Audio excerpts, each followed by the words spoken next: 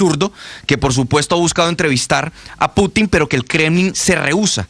Es más, el mismo Kremlin, el portavoz Dmitry Peskov aseguró esta mañana en conferencia de prensa que eso que dice Tucker es mentira, que son múltiples los medios que han pedido entrevista con Putin y que es más, que Tucker no tiene cómo comprobar eso que dijo. Y siendo francos, Tucker ha hecho con Putin lo que él mismo critica que la prensa en Estados Unidos ha hecho con Zelensky.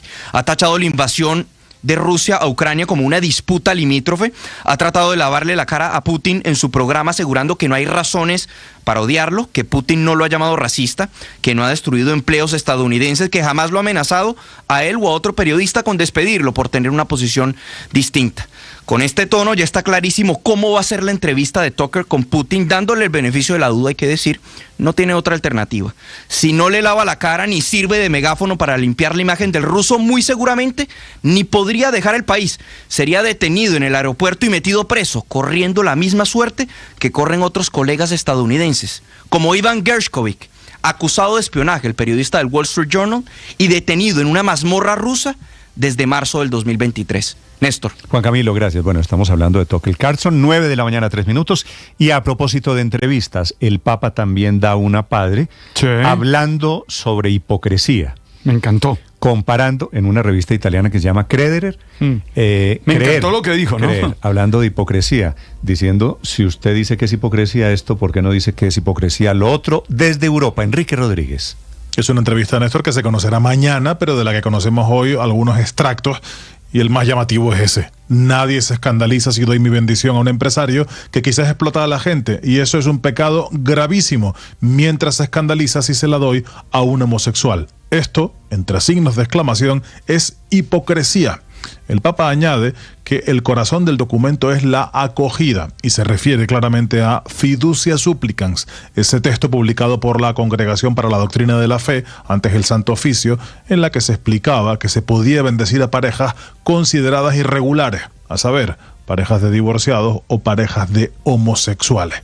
Esta histórica apertura del Papa Francisco ha contado con mucha contestación dentro de la Iglesia Católica, particularmente de los sectores más inmovilistas y particularmente, valga la redundancia, dentro de la Iglesia africana, que considera que no se deben dar ese tipo de bendiciones. Pero no es lo único que tiene jugo lo que dice el Papa en esta entrevista. Señala, por ejemplo, que la Iglesia debe abrir el trabajo de la curia a las mujeres, que es importante, que hay varias mujeres que desempeñan mejor que nosotros, los hombres se refiere, ciertos roles, asegura el Papa. Sobre su estado de salud, vuelve a repetir una de las frases que ha pronunciado en estos últimos meses para tranquilizar sobre él mismo y sus problemas de movilidad. La Iglesia se gobierna con la cabeza y no con las piernas. Por último, pide en la misma entrevista una iglesia más cercana a la gente porque dice, la gente sufre mucho y los clérigos a veces viven cómodamente y necesitan ver el trabajo y el sufrimiento de la gente, Néstor.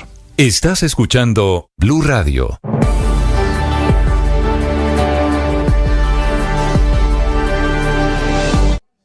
La experiencia de Dios, la experiencia de lo sublime, la experiencia de lo absoluto, nos hace reconocer que somos humildes, que no lo tenemos todo, que no lo podemos todo, pero a la vez que somos valiosos, que somos capaces. Trascender, tener una experiencia espiritual, nos hace descubrirnos como seres limitados, pero llenos de posibilidades, como seres que tienen cómo vencer, cómo ganarle a las adversidades.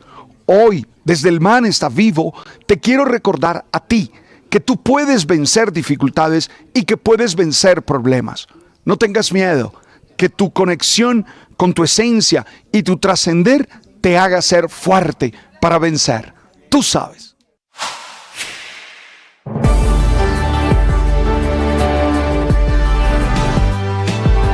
9 de la mañana, 6 minutos. Están buscando ya con denuncias en la mano a los ladrones del robo de anoche en Masa, que es este restaurante, cafetería. Usted conoce Masa, María Camila, sí, ¿no? ¿Más restaurante o más panadería? De los dos, pero yo creería que es más panadería. No, es más restaurante. ¿Sí? Sí. Pues usted va a comer y hay desayunos, padre, hay almuerzos. Sí. Usted ha ido a Masa. Sí, yo he ido a Sí, Masa, a mediodía es regularmente muy concurrido. Yo he ido a tomar café. Hay carta. No, es de esos restaurantes en donde usted va a comer café y eventualmente a comerse una torta. Y es muy concurrido, es un buen sitio para pasar un rato.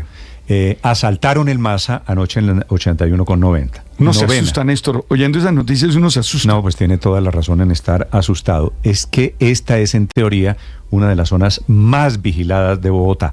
Se había quejado la policía desde anoche porque no presentaron denuncia. Al final hubo efectivamente, de los clientes, de los comensales de Masa, ya 3 que presentaron la denuncia. Pero no es necesario, Néstor. Fíjese que nos estaban escuchando desde temprano abogados, fiscales, diciendo que no es acertada la percepción, la lectura de que se necesitaba exclusivamente la denuncia para perseguir, porque hay varios hurtos calificados por porte ilegal de armas, entonces no se requiere ningún tipo de denuncia que puede ser investigado de oficio. Claro, lo sé perfectamente, pero es mejor tener la denuncia, entre otras cosas porque significa alguien que está dispuesto a identificar a los pillos, significa que hay alguien dispuesto a declararse víctima. 9:08 minutos. A esta hora están entregando el reporte desde el lugar, desde Masa, allí en el norte de Bogotá, Felipe García. Hola Néstor, buenos días. Sí señor, calle 81 con carrera 9 fue este atraco en el restaurante Masa en el norte de Bogotá. Nos encontramos en este momento con el general Daniel Gualdrón, comandante de la Policía Metropolitana de Bogotá. General, me mencionaba usted que ya hay 13 denuncias hasta el momento. ¿Qué se sabe de estos criminales? Bueno, lo primero, ya hay 3 denuncias en el mismo momento que llegó allí nuestro secretario de Seguridad, nuestro comandante operativo y nuestra Policía Judicial.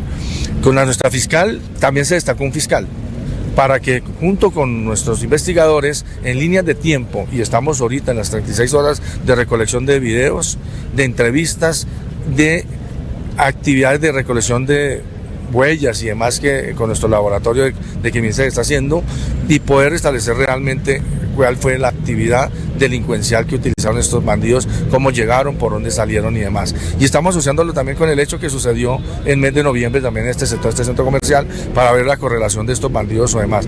Pero las denuncias son importantes, pero con la que tenemos, y así no tuviéramos denuncia, por oficio aperturamos de acuerdo a lo que tenemos en redes sociales o medios de comunicación o las mismas empresas de seguridad o los negocios que nos aporten los administradores para establecer estas investigaciones. General, entonces se podría tratar de una misma banda de delincuentes que está operando en la zona.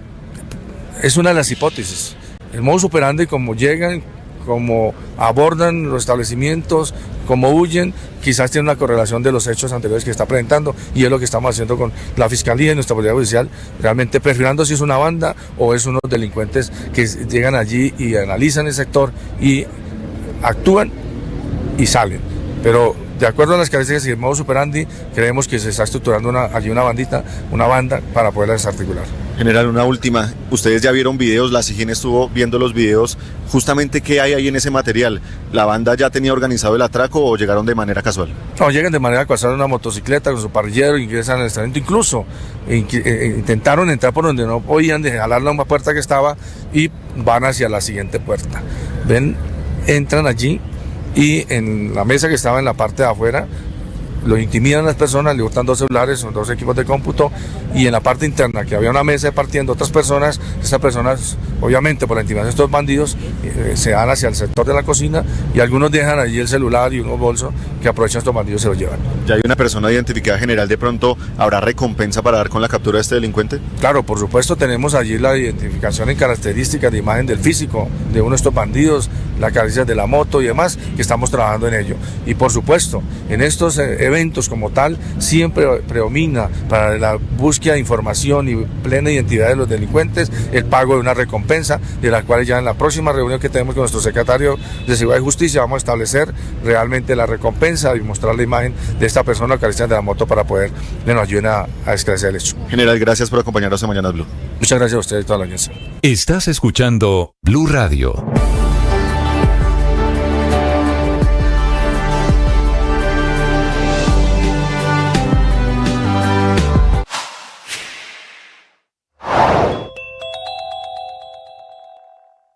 El debate y la opinión aquí en Blue Radio. De momento, entre paréntesis digo yo, Luis Ernesto, no hay ninguna modificación al intento de las convocatorias de mañana.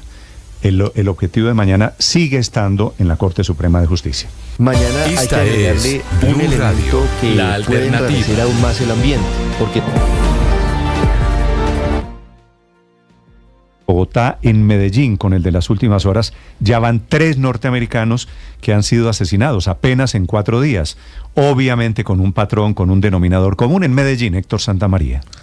Pues Néstor, es que algunas de las causas identificadas por las autoridades en la capital antioqueña son los excesos que se dan por el consumo de licor, drogas y prostitución, donde existe incluso bandas dedicadas a engañar a los turistas extranjeros que por medio de aplicaciones pues los contactan para robarlos. Los 4 muertos este año, un ciudadano lituano, Tomás Gedrino, de 41 años, el pasado 19 de enero, hallado sin vida en una habitación de un hotel en el barrio Laureles. Encontraron sin vida a Anthony López, de 29 años, a Manley Conle, de 37 años, que murió por una caída a la altura del barrio La Guacatala, de un lugar de apartamentos, y Dakaray Er, de 47 años, fue el último hallado también en la zona occidente de Medellín, en donde las autoridades, aunque no le encontraron signos de violencia, advierten que al parecer 2 mujeres salieron de donde estaba esta persona. Estos hechos ocurren en medio de los controles que quieren hacer las autoridades. Sin embargo, la gran preocupación es que durante el 2023, por lo menos 23 extranjeros murieron violentamente, sin contar los migrantes venezolanos, Néstor. Bueno, murieron violentamente, quiere decir, fueron asesinados en Medellín. El denominador común es que sacan citas en Tinder, por eso hay alerta, inclusive del gobierno de Estados Unidos.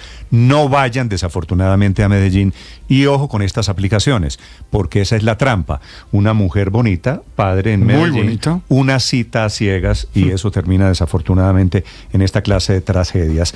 Manuel Villa es el secretario de Seguridad en Medellín. Doctor Villa, buenos días.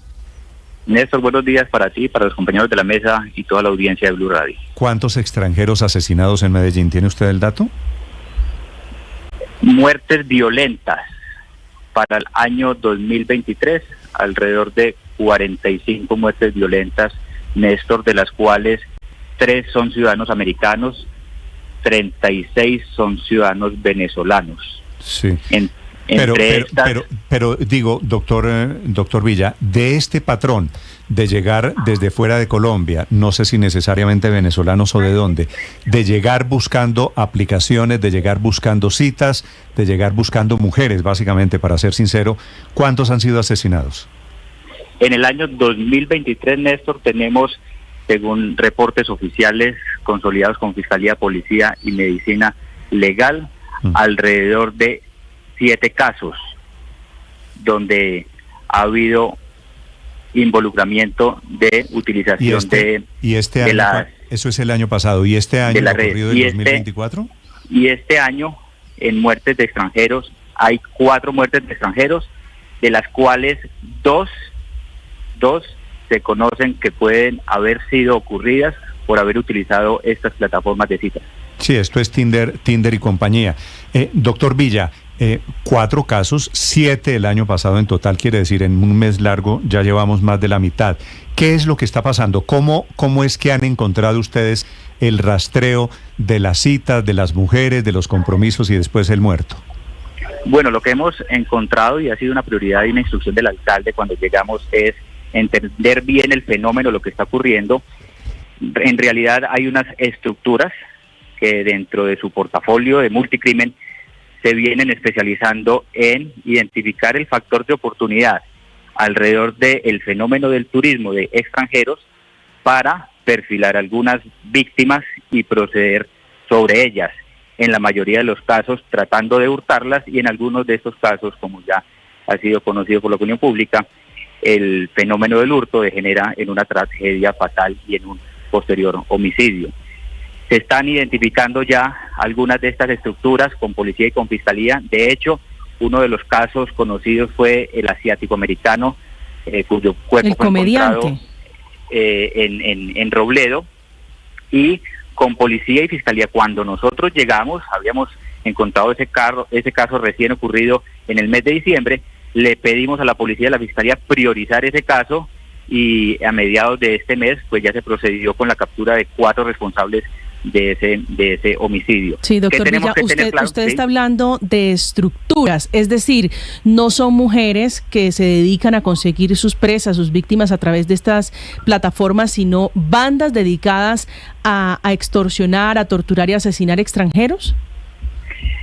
Lo que ocurre en Medellín es en el marco del crimen organizado. Entonces, no ocurre que una persona se levanta y quiere aprovecharse de la ocasión y de robar a alguien mediante una plataforma. Estas personas hacen parte de unas estructuras y de unas dinámicas que ya están siendo identificadas de manera plena, y lo que hacen entonces es activar una ruta criminal para poder proceder con este actuar. Y eso pertenecen, insisto, a estructuras, no son hechos aislados. Sí, pero hay estructuras del otro lado, secretario, es decir, ¿estos extranjeros muertos son pobres víctimas o venían a armar redes de tráfico de blancas? Usted me pone a hablar el tema en sus justas proporciones, y permítame, yo le doy algunas cifras para entrar en contexto. En Medellín llegan alrededor de 1,5 millones de turistas al año, ¿sí? Muertes violentas el año pasado hubo alrededor de 45, como se lo comentaba a Néstor. Frente al caso que estamos viendo, por ejemplo, de los casos americanos por utilización de estas plataformas, fueron 3. ¿Qué pasa? Quien nos venga a visitar tiene que encontrar condiciones de seguridad, y eso es una responsabilidad nuestra y no la vamos a ver de ninguna manera. Segundo, la ciudad tiene que seguir perfilándose como una ciudad turística y del entretenimiento. Aquí queremos que nos sigan visitando y somos conscientes de que tenemos que dar condiciones y garantías de seguridad para quien nos visita, sea colombiano o sea extranjero. Pero también estamos siendo claros en que a los extranjeros, quienes nos visitan, el mensaje es: venga, ¿a qué vienen a Medellín? Y les damos la bienvenida, pero ¿bienvenida a qué? A hacer turismo gastronómico, de negocios, ambiental, que nos vengan a visitar en los atractivos turísticos que tenemos, pero no queremos, uno, que exploten sexual y comercialmente a nuestros niños, niñas y adolescentes. No queremos tampoco que vengan al simple consumo de drogas, y tampoco queremos, como usted ya lo advertía, que vengan a hacer negocios criminales, porque también están siendo identificadas las dinámicas de algunos extranjeros que vienen a hacer negocios criminales. Y frente a esos, así como perseguimos a los locales que están abusando y hurtando y de pronto terminan asesinando a extranjeros, también vamos detrás de los extranjeros que vienen a hacer aquí alguna actividad criminal. Sí, pero me da la impresión, doctor Villa, que ahora resulta que la culpa es de los extranjeros. No, para nada. La culpa es de los ilegales. Decir, no, porque no me ha hablado nada de las bandas de mujeres delincuentes que se ofrecen en Internet, que atraen extranjeros y que terminan participando en esos crímenes. A ellas las estamos identificando, pero no es la banda de mujeres, es las estructuras criminales que incluyen algunas mujeres, que incluyen algunas mujeres que hacen parte de estas estructuras, porque el fenómeno lo tenemos que entender en toda su magnitud. Entonces están los coordinadores de las estructuras, quienes están en los territorios. Con sinceridad, lo que se está desarrollando en Medellín, por otro lado, lo digo con respeto, un poquito con dolor, ¿no es un altísimo nivel de turismo sexual? ¿Me repite la pregunta, Néstor? Qué pena que no la escuché. Que si algo de lo que está pasando en Medellín alrededor de estos muertos extranjeros especialmente, no es puro y físico turismo sexual. No es puro y físico turismo sexual, hay actividades dentro del turismo que se están dando dentro de las prácticas de las actividades sexuales a través de estas plataformas. Eso es cierto, pero nosotros no podemos satanizar, como usted dice, ni al turista y tampoco a las mujeres.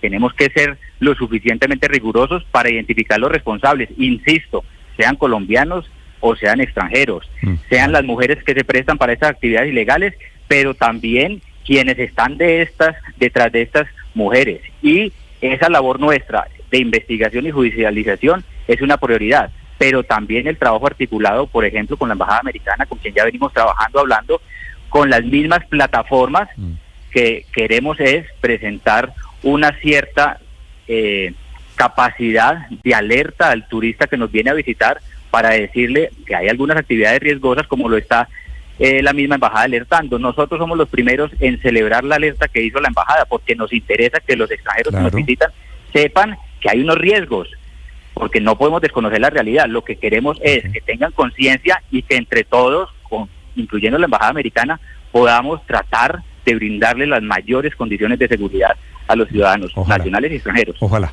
Desde Medellín es el secretario de Seguridad a propósito de la muerte, 3 extranjeros en 4 días en Medellín. Doctor Villa, gracias por acompañarnos. Feliz día. Gracias, feliz día a ustedes.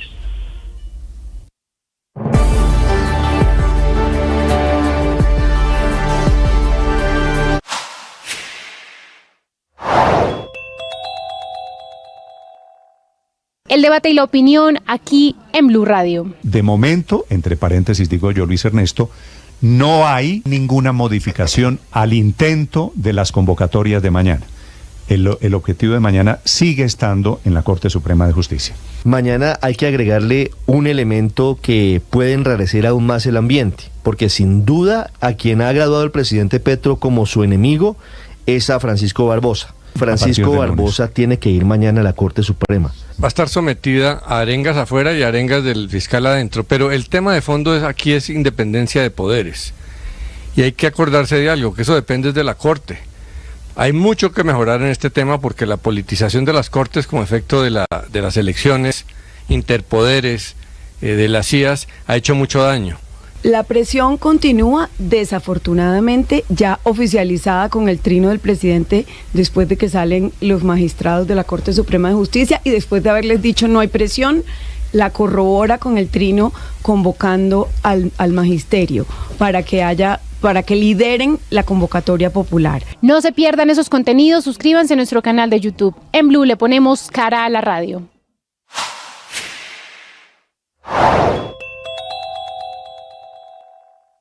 Se despide el fiscal Barbosa, que está terminando periodo técnicamente el próximo lunes. En un acto público dijo ayer que entrega una fiscalía sana, caminando y haciendo deporte, y ojalá que no la entreguen la próxima fiscal postrada en UCI y enferma. Y dice Barbosa, yéndose, que no se arrepiente de nada de lo que hizo y de nada de lo que dijo.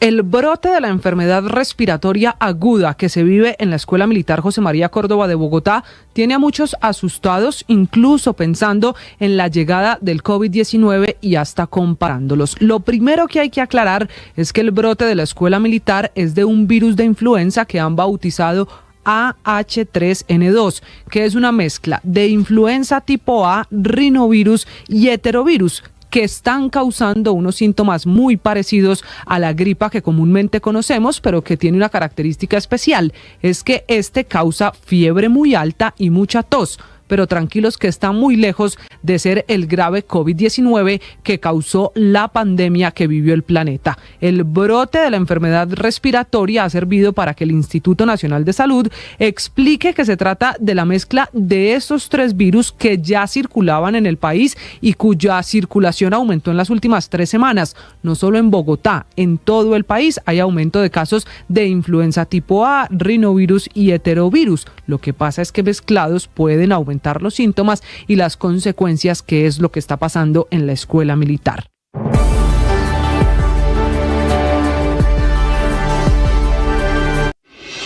La noticia del momento en Blue Radio. 9 de la mañana, 25 minutos. Para quienes estaban esperando el decreto, se acaba de hacer oficial esta mañana. Estaba publicado en la hoja de vida a modo de borrador. Acaba de salir el decreto, Héctor, firmado además por el canciller, que usted decía, a ver si lo firma el canciller. Me desmintió porque yo francamente pensé que iban a dejar eso para cuando el canciller ya no estuviera, que será pronto. No, pareciera que está esperando el Consejo de Seguridad, la reunión del Consejo de Seguridad, que entiendo que es hoy o mañana, pero entonces, Héctor, la noticia es que el canciller Leiva acaba de firmar el decreto nombrando a Armando Benedetti nuevo embajador ante la FAO. Ahí está publicado el decreto, tiene la fecha dice 6 de febrero. 6 de febrero, quiere decir ayer. Sí, señor, increíble que no hayan pasado 8 meses para que el canciller, sin ningún pudor, termine generando esta burla a la opinión pública, al país, nombrando una persona que él mismo calificó de drogadicto y de no tener ninguna credibilidad. Sí, yo en eso estoy de acuerdo con María Consuelo. La verdad es que el canciller debería, habiendo dicho lo que dijo, pues debería o renunciar o negarse a firmar el decreto, lo que fuera, pero eso sí lo hace quedar a él. Eso sí lo hace quedar a él muy mal. Pero miren, Néstor, burla. 9 de la mañana, Este nombramiento, Néstor, se suma a recientes nombramientos o por lo menos designaciones que ya están siendo publicadas en la página de la presidencia que dicen mucho de para dónde va esto. Se acaba de posesionar la nueva superintendente de Industria y Comercio, Cielo Rusinque. Fue designado también el doctor Luis Carlos Leal. Ya voy, les voy a contar, Superintendencia de Salud. Les voy a contar, Luis Ernesto, nombramientos que se están conociendo esta mañana. En la Casa de Nariño se encuentra Andrés Carmona. Así es, Néstor, muy buenos días. Se trata del decreto 0108 del 6 de febrero de 2024, firmado por el suspendido canciller Álvaro Leiva Durán, en el que dice, se decreta nombramiento, nómbrese al señor Armando Benedetti Villaneda, identificado con cédula tal, en el cargo de embajador extraordinario y plenipotenciario de planta de personal de despacho adscrito a la misión permanente de Colombia ante la Organización de las Naciones Unidas para la Alimentación y la Agricultura, FAO, con sede en Roma, República Italiana. Con este decreto ya se formaliza entonces este nombramiento de Armando Benedetti en una embajada que usted recordará, Néstor, llevaba 25 años sin funcionar, porque la delegación ante la FAO la hacía la embajada en Italia. Este nombramiento de Benedetti, este regreso sorpresivo de Armando Benedetti, luego de cerca de 7 meses fuera del gobierno nacional, se suma también al nombramiento o a la publicación de la hoja de vida que se hizo en las últimas horas del exconcejal de la Alianza Verde, muy cercano a Carolina Corcho, del sector del petrismo, Luis Carlos Leal, quien va a ser el nuevo superintendente nacional de salud en reemplazo de Ulay Beltrán. Pero le doy otro nombramiento más, Néstor, que estaría llegando al gobierno nacional. Usted recordará que en los últimos días renunció Jorge Iván González a Planeación Nacional. Pues anote este nombre, Néstor: Daniel Rojas, actual director de la Sociedad de Activos Especiales, una persona muy cercana al presidente, de su primera línea, por así decirlo, encargado, jefe de su comisión de empalme, pues va a ser el nuevo director de Planeación Nacional, y que se suma a toda esta lista de nombramientos que ya se han mencionado, Néstor. Sobre el nombre de Daniel Rojas, que es cierto, tengo dos versiones. Me parece que lo están nombrando de momento en calidad de encargado, no en propiedad, no para reemplazar al doctor Jorge Iván González. Pues, Néstor, en estos momentos, como la renuncia se hizo efectiva hasta el jueves de la semana pasada, no se había nombrado un encargo en propiedad. Se tendría previsto que sea Rojas, pero más o menos es lo que también se estaría discutiendo frente al tema del canciller. Recuerde que se había mencionado, por ejemplo, que en el caso del canciller vendría de encargo el embajador en Washington, Luis Gilberto Murillo, pero también hay voces que hablan de que, aunque estén en encargo, podrían terminar quedándose como titulares del cargo, Néstor. Ok, entonces, Andrés, confirmado el nombramiento de Álvaro Leiva del embajador Benedetti, ¿de acuerdo? Así es, ya con decreto firmado y publicado por la Presidencia de la República. Le digo una cosa, Benedetti, padre, no se le olvide, fue el director de la campaña Petro. Sí, claro. Es decir, si hay alguien que hizo méritos para que sea nombrado, formar parte del gobierno, es Armando Benedetti. Claro. Acuérdese cómo después decía. Pasó el tema de los audios y todo eso. Claro, en los audios decía, voy a reclamar mi espacio político porque me lo gané. Decía incluso que él había trabajado más por la campaña que el propio presidente Gustavo Petro, imagínese. Decir, o sea, que Benedetti se ganó el nombramiento, me parece que no hay ninguna Claro, duda. Néstor, pero no pasaron 8 meses sin que después del escándalo en el que el presidente decidió conjurar esta cosa lamentable de funcionarios de su confianza gritándose y diciendo que iban todos para la cárcel, María Consuelo, que se iban a caer.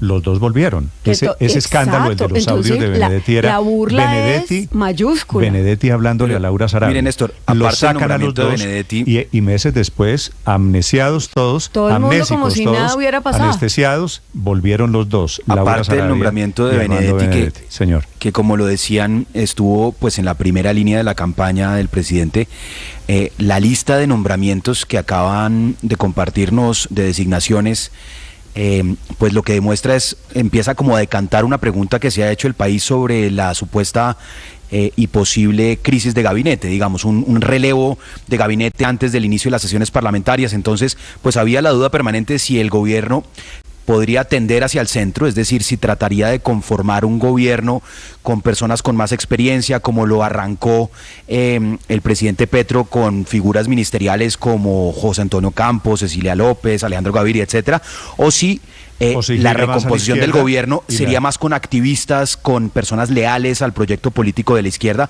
Y toda esta lista de nombramientos lo que demuestran es que es más la segunda opción, que el presidente ha decidido rodearse de personas que han militado históricamente en la izquierda, que creen profundamente en su proyecto político. Bueno, algunos que no tienen tanta experiencia en cargos de gobierno, pero que claramente defenderán el proyecto ideológico del presidente. No me meta Benedetti en esa lista de los que han sido militantes de la izquierda dura y pura. Sí, ni ideológicamente cercano a Petro, porque no es. Pero en cambio sí el tema del nombramiento de Daniel Rojas en planeación, a mí francamente debo decirle que me preocupa, Néstor. Yo no conozco a ese funcionario y la impresión que yo tengo es que es una persona muy inteligente y muy bien formada, pero muy extrema desde el punto de vista ideológico. Yo le tengo respeto como profesional, pero francamente me parece que las cosas que hace y dice son de las más extremas del gobierno. Y eso en planeación nacional... pero no, es el más petrista de los petristas, realmente es el más extremo de los extremos. Y yo insisto, yo tengo muy buena impresión, me parece realmente un joven, porque entre otras cosas es un hombre que debe tener menos de 40 años. Muy activo en redes sociales atacando. Pero muy extremo, y eso es muy malo en planeación nacional. Problema, Héctor, el problema no es que sea extremo, el problema es que llega siendo extremo, siendo muy petrista, a una organización, Planeación Nacional, que ha sido la cuna de la tecnocracia. Y Néstor no es un técnico reconocido como allí en teoría como si lo era Jorge Iván González. Allí en teoría pues van economistas a hacer economía y a diseñar planes de gobierno, así que pues por lo menos, tiene 37 años el doctor Daniel Rojas, así que por lo menos es un poquito diferente al perfil al que estaba acostumbrado el país. Son las 9 de la mañana, 33 minutos. Señor Daniel.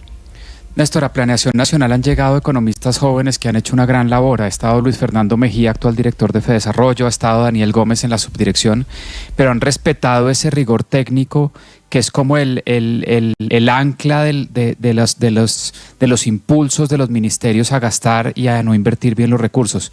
El señor Daniel Rojas es un activista muy fuerte en Twitter, ataca a muchos opositores, bloquea gente que lo controvierte, que ellos tanto criticaron que bloquearan opositores en gobiernos anteriores. En redes sociales se supone que un funcionario público no debe bloquear en redes sociales a personas que lo controvierten. Pero eso es lo de y es una persona que genera mucha controversia y mucho miedo al interior de los técnicos de Planeación Nacional, porque sería casi que acabar con la rigurosidad técnica de Planeación Nacional. Para serle sincero, a estas alturas que bloquee gente en redes sociales, pues eso sí me parece que es totalmente irrelevante. Son las 9 de la mañana. Recordemos que la diferencia, Néstor, con el saliente director de Planeación Nacional, Jorge Iván González, es porque él estaba fijando una postura muy técnica en torno a dónde se destinarían los recursos de vías y de educación, que iban a los lugares donde ya habían proyectos adelantados, como Antioquia y demás, y ese fue el fruto de la discordia. Ahí hay 13 billones en juego para vías y educación. La pregunta es, ¿qué hará el nuevo director de Planeación, que claramente es un hombre mucho más leal a la causa ideológica del presidente? Nombramientos hoy en el gobierno, es la noticia del momento. Bueno, pero a mí me da un poquito de tranquilidad que el nombramiento haya sido en encargo, porque si lo fueran a nombrar en propiedad ya lo hubiesen nombrado. Sí, pero, y yo espero que en cambio nombren, por ejemplo, a la ministra Catalina Velasco, que es también el otro nombre que ha corrido en estos días como posible sucesora de Jorge Iván González. Y ella pues no es propiamente una gran economista, ni mucho menos, pero es una profesional seria, más ponderada, que yo creo que es mucho más el perfil de lo que necesita el Departamento de Planeación Nacional. Pero Planeación Nacional es para economistas, en teoría, por lo menos, Héctor. Ella tan criticada porque las cifras de construcción de vivienda se derrumbaron. Más de ¿cuánto, Víctor, cayeron las cifras de construcción de vivienda el año pasado? 49% es uno de los sectores más afectados, y pues dentro de las críticas es cómo la van a premiar en el Departamento Nacional de Planeación con tan malos resultados en el Ministerio de Vivienda. Ahora 9:36. Estás escuchando Blue Radio.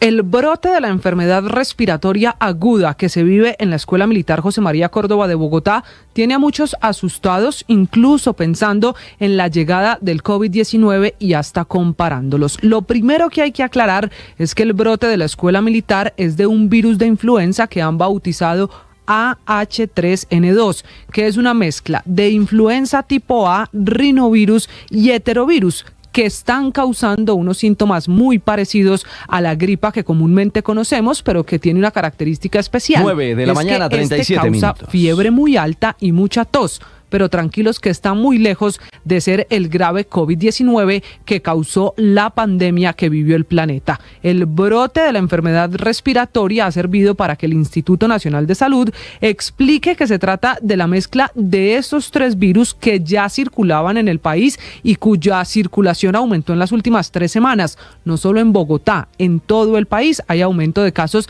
de influenza tipo A, rinovirus y heterovirus. Lo que pasa es que mezclados las pueden victorias y derrotas, síntomas. la pasión y la afición en juego y los datos de lo último en deportes se lo presenta Mañanas Blue.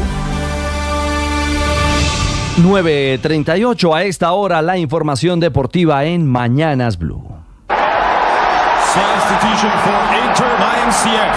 Player number 41, David Ruiz, replaced by player number 10, Lionel Messi. En Japón sí jugó, eso sí, tampoco marcó gol. Messi no encuentra la ruta goleadora en la gira internacional que se cerró hoy ante el Vissel Kobe en Tokio.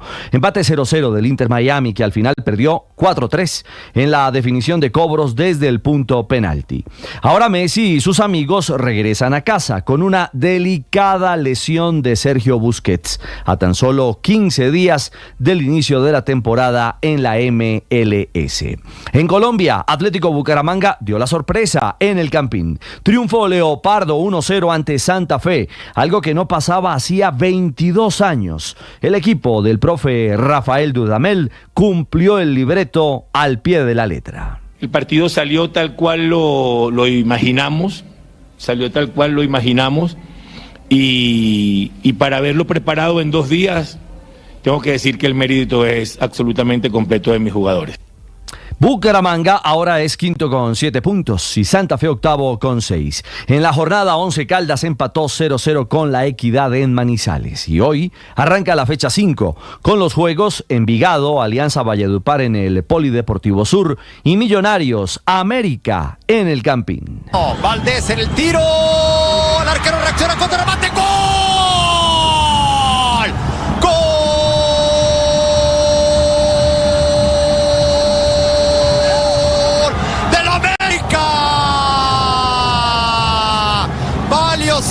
La anotación de Quiñones. Fue por la Conca Champions, sí, donde hubo gol colombiano y sorpresa nicaragüense. El gol fue de Julián Quiñones, la carta goleadora del América de México. El colombo mexicano anotó, pero no bastó para la derrota a manos del Real Estelí de Nicaragua. 2-1, victoria del llamado Tren del Norte, que da la gran sorpresa en el arranque de esta Liga de Campeones de la CONCACAF. Eyüp kullanacak. Kornere. Eyüp. Ceza alanına döndü. Kafa toparlarda gol. Davinson Sánchez. Galatasaray golü buluyor. Otro gol colombiano, pero en Turquía. El autor fue Davinson Sánchez. Hoy la prensa turca habla del nivel del defensa central que aportó en la victoria del Galatasaray 4-2 ante el Bandırmaspor por la Copa Turca. Davinson, según la prensa en el día de hoy, se afianza y se convierte en as del equipo de Estambul bajo el mando del entrenador Okan Buruk.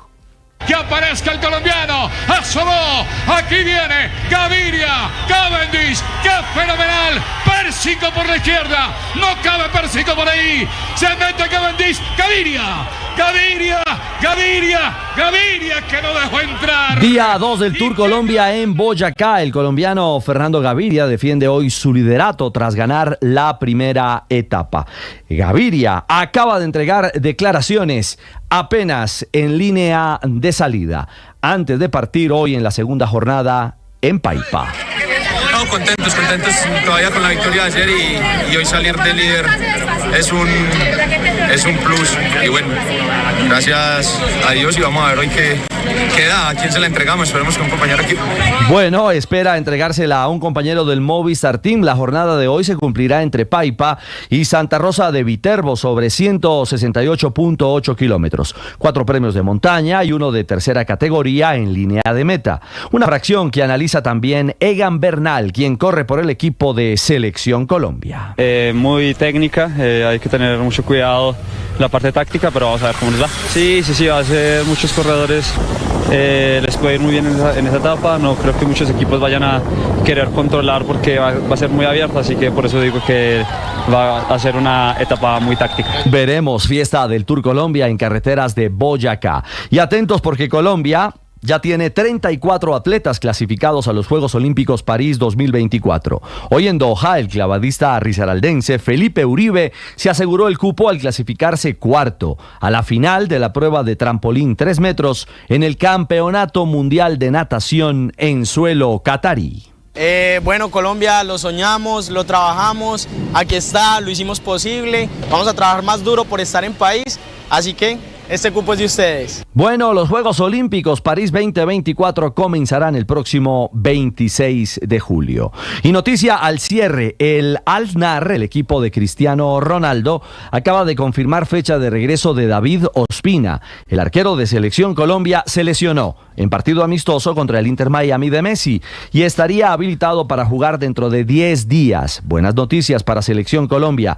El 17 de febrero, el Al-Nassr enfrentará al Al-Fateh por la Liga Saudí. 9:43. Los deportes a esta hora en Mañanas Blue.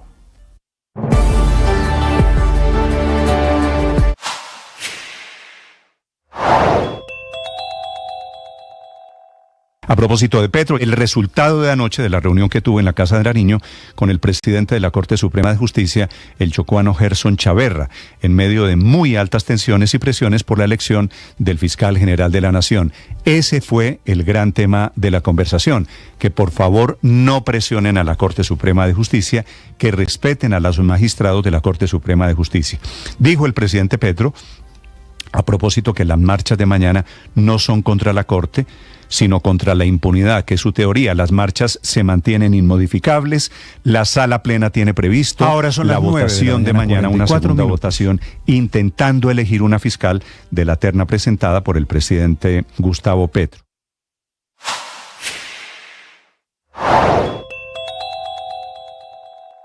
Los acuerdos con el ELN van a tener financiación. Se llama Fondo Multidonante. Ese fue el último acuerdo al término del 6º ciclo de diálogos en La Habana, Cuba. Una idea que no es nueva, que ya el presidente Gustavo Petro había puesto sobre la mesa. Había hablado de ello en junio del año pasado desde Alemania, desde donde lo negó, pero abrió la puerta o la posibilidad a que eso fuera la realidad que hoy es, como una fórmula para que el ELN renunciara al secuestro, como se comprometió hace apenas unas horas a hacerlo de manera temporal. Esa es la famosa financiación que el ELN peleó desde las fases de inicio de los diálogos con este gobierno y que provocaron varias crisis, un gran pulso realmente entre la delegación del ELN y del gobierno nacional, un pulso que terminó ganando sin ninguna duda la guerrilla del ELN. Como consecuencia de este acuerdo, no solo estarán presentes los países garantes, también los acompañantes, Naciones Unidas, en cabeza de esa gran bolsa de recursos que le van a dar a la guerrilla, que por otro lado está sacándole las uñas al gobierno del presidente Gustavo Petro, pidiéndole transparencia en el manejo de los recursos, porque en el pasado, dicen ellos, ha habido corrupción en el manejo de estos fondos.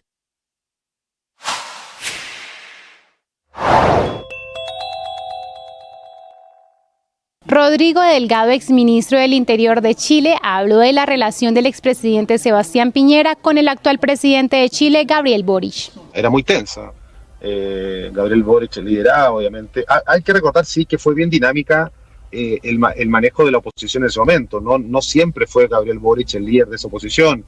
Hay que recordar que pocos meses antes de la elección que gana Gabriel Boric, la elección presidencial para todos estaba entre dos alcaldes en ese momento, Daniel Jadwe, del Partido Comunista, y Joaquín Lavín, que era un líder de la Unión Demócrata Independiente, que es un partido, ¿cierto?, en ese momento oficialista. Y la erupción de Gabriel Boric es más bien en el último tercio de esa carrera. Por lo tanto, Gabriel Boric entra en un modo muy confrontacional, obviamente, con el gobierno, como lo es el Frente Amplio, y obviamente esa confrontación no daba pie a ningún tipo de relación de ninguna índole, era una relación bastante dura. Sigan esa información en bluradio.com. En Blue le ponemos cara a la radio.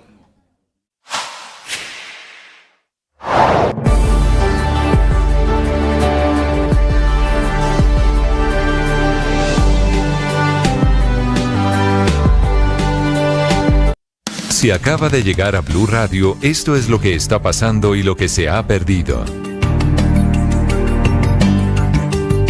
Atención, acaba de ser capturado el exgobernador del Valle del Cauca, Juan Carlos Abadía, el joven y muy controvertido exgobernador, muy influyente dirigente en la política del occidente de Colombia. Ricardo. Néstor, después de 14 años de investigación queda en firme la condena que acaba de proferir la Corte Suprema de Justicia en contra de un hombre que sigue siendo muy poderoso en materia política en el Valle del Cauca. Hablo del exgobernador Juan Carlos Abadía, que había sido condenado en primera instancia de la Corte. Recuerde usted que ahora la Corte tiene 2 instancias, en noviembre del año pasado, por delitos vinculados con contratación sin cumplimiento de requisitos legales y peculado por apropiación agravado por la cuantía. Es decir, había sido condenado por corrupción el exgobernador Juan Carlos Abadía. Adicionalmente, recuerde usted que está siendo investigado porque presuntamente Abadía habría entregado cerca de 200 millones de pesos para que se engavetara el caso en su contra, en medio de lo que significaron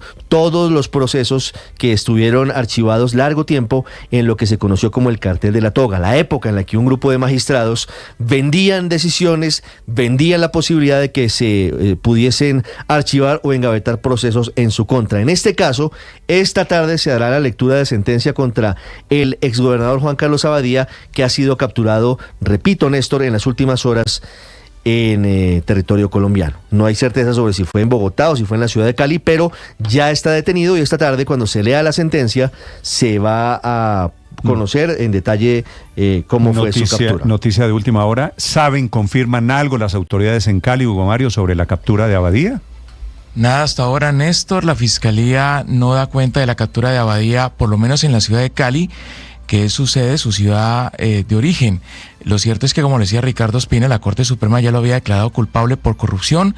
Esto tiene que ver con una investigación por los delitos de contratos sin cumplimiento de requisitos legales y peculado por apropiación.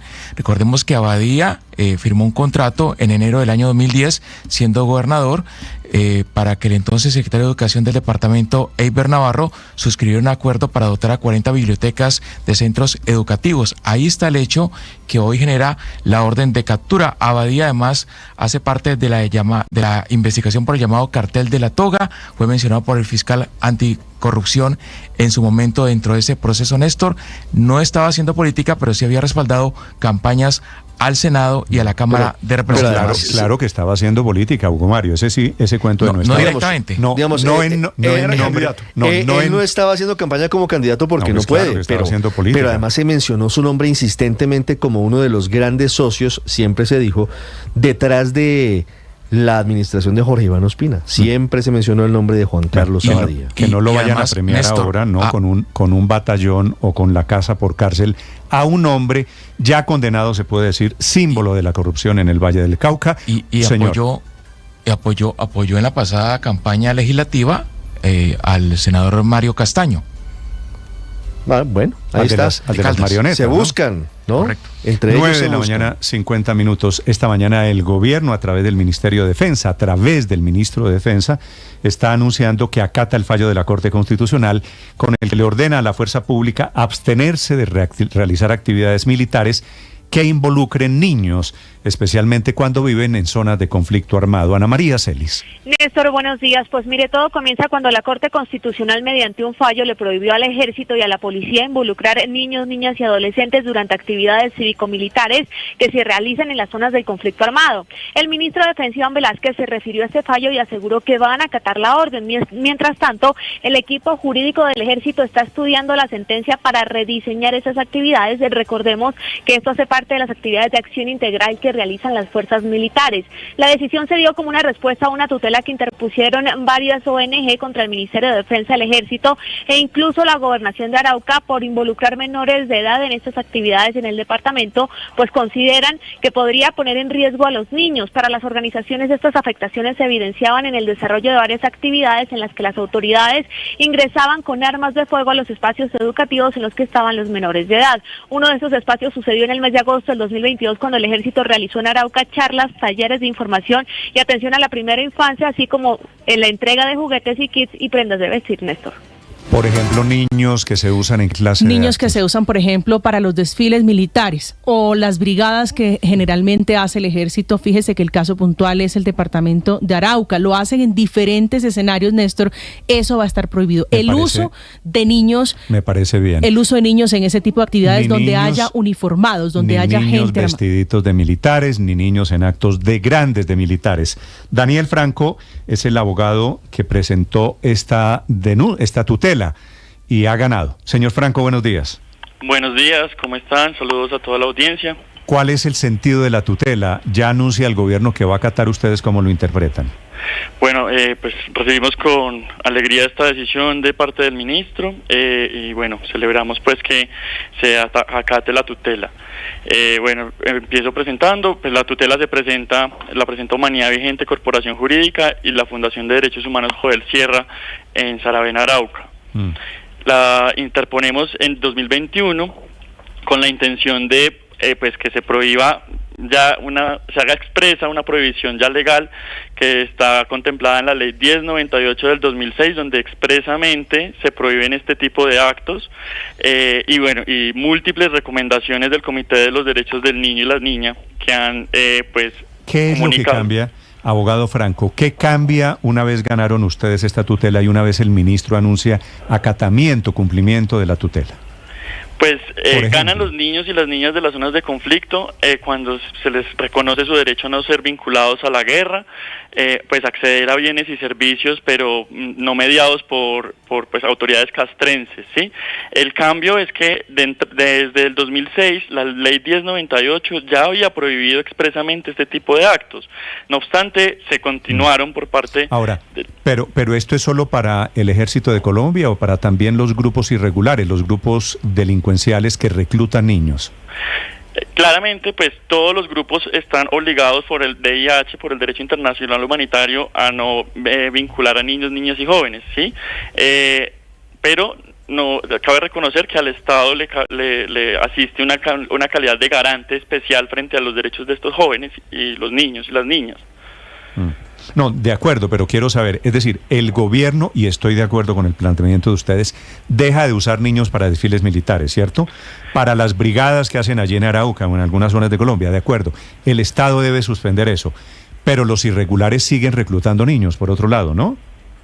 Sí, pero pues eso es una acción que está violentando el derecho internacional humanitario. En este caso, la tutela estaba dirigida a que se materializara un mandato legal que pues estaba siendo omitido por los diferentes, los pues encargados de la garantía de los derechos humanos en el país, que son las fuerzas militares, sí. Representación del Estado colombiano. Sí, señor Franco, usted ha repetido aquí la palabra vincular menores. ¿En qué actos a partir de la fecha el Ejército no puede vincular o asociar o invitar a niños aparte de los famosos desfiles militares?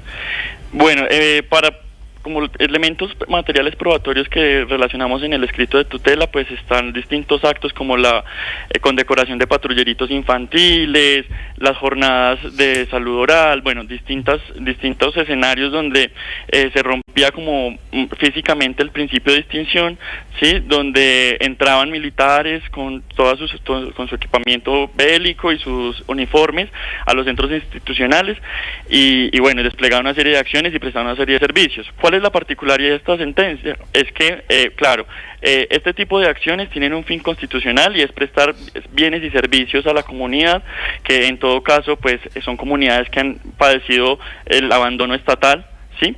Pero entonces lo que plantea la Corte es que se deben mantener el acceso a este tipo de bienes y servicios, pero en cabeza de autoridades civiles. Sí, pero usted sabe, señor Franco, que hay zonas del país donde autoridades civiles, como usted lo dice, no llegan y por eso llega el ejército. Pero quiero simplemente plantearle en aras de la discusión las imágenes que tenemos de fin de año.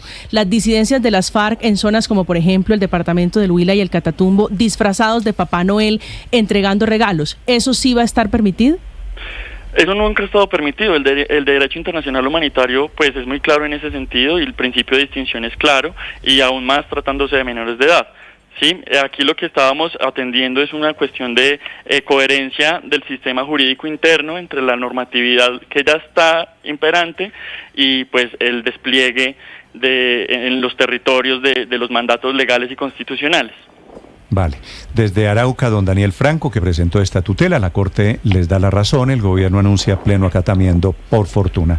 Gracias, señor Franco, muy amable. Bueno, feliz día. Y es el ganador, son las 9:57 minutos. Estás escuchando Blue Radio.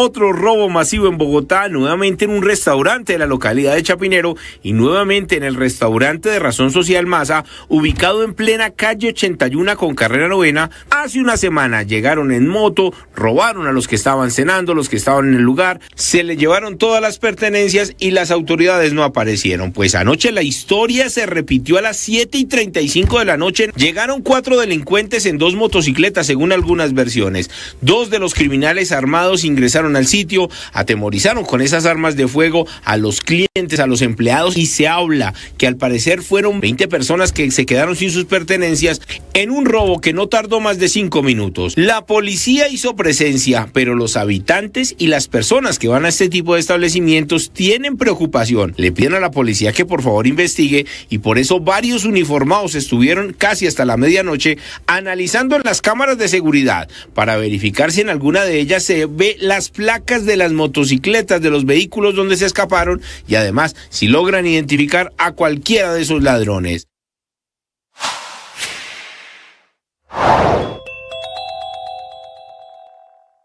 El expresidente de Paraguay, Mario Abdo Benítez, contó detalles de la última reunión que sostuvo con el expresidente Sebastián Piñera y otros presidentes de la región. Fue una reunión ante una solicitud que nos hizo el presidente Piñera a todos.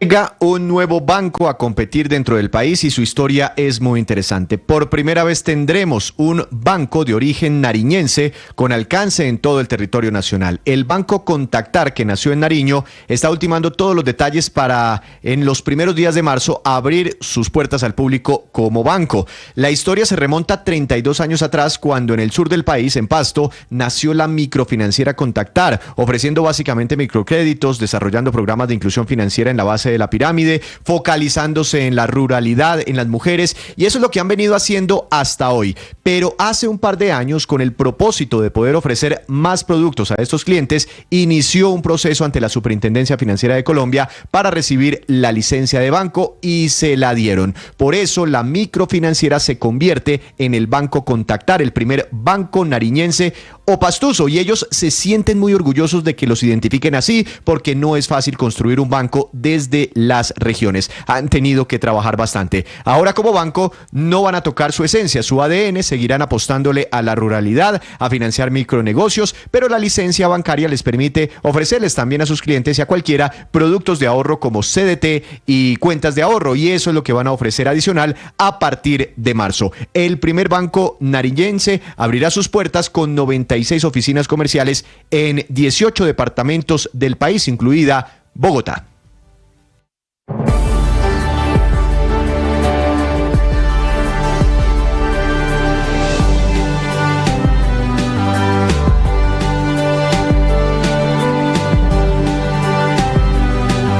De la mañana en punto, Alpina, Bancolombia y Coca-Cola, las tres marcas de mayor reputación entre los colombianos según la primera edición del People Reputation Index que elabora la firma WO Clarify for Leaders a través de encuestas que hizo en Bogotá, Medellín, Cali, Bucaramanga y Barranquilla, y cuyos resultados arrojan una reputación del 90% para la empresa de alimentos Alpina, presente en el 95% de los municipios del país, 89% de reputación para la entidad financiera Bancolombia, con presencia en 1.100 municipios y cotizando desde hace 25 años en la prestigiosa Bolsa de Nueva York, y 85% para Coca-Cola, que en Colombia opera desde hace 20 años la embotelladora FEMSA, con 7 plantas de producción, 22 centros de distribución y la generación de más de 9.000 empleos en el país. Estás escuchando Blue Radio.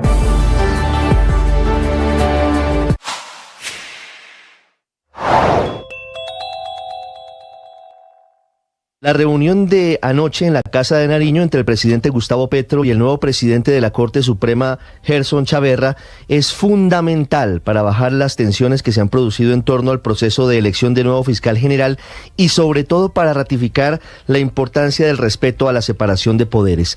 Aunque desde el despacho del presidente Petro habían invitado al magistrado Chaverra a una reunión protocolaria desde el pasado 25 de enero, cuando fue elegido como el primer afrodescendiente en ser presidente de ese alto tribunal, solamente se concretó esa reunión anoche, apenas a 48 horas de la definitiva sala plena de la Corte Suprema para definir, si lo logra, una nueva fiscal general de la Nación.